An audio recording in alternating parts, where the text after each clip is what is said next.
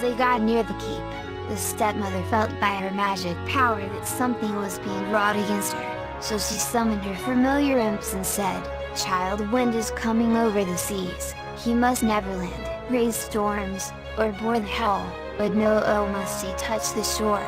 Then the imps went forth to meet Child Wind's ship, but when they got near, they found they had no power over the ship, for its keel was made of the rolling tree.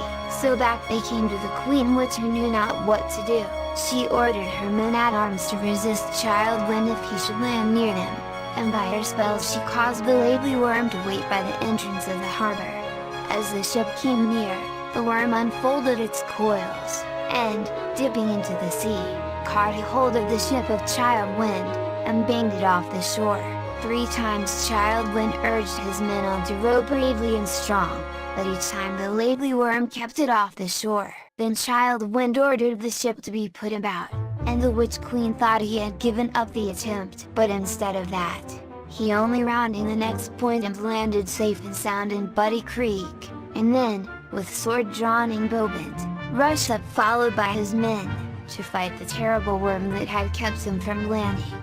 But the moment Child Wind had landed, the Witch Queen's power over the Laidly Worm had gone, and she went back to her bower all alone, not an imp, nor a man-at-arms to help her, for she knew her hour was come. So when Child Wind came rushing up to the Laidly Worm, it made no attempt to stop him or hurt him, but just as he was going to raise his sword to slay it, the voice of his own sister Margaret came from its jaws saying, "Oh, quit your sword, unbend your bow, and give me kisses 3, for though I am a poisonous worm, no harm I'll do to thee." Child Wind stayed his hand, but he did not know what to think if some witchery were not in it. Then said the Laidly Worm again, "Oh, quit your sword, unbend your bow, and give me kisses 3, if I'm not one heir set of sun, one never shall I be." Then Child Wind went up to the Laidly Worm and kissed it once, but no change came over it. Then Child Wind kissed it once more,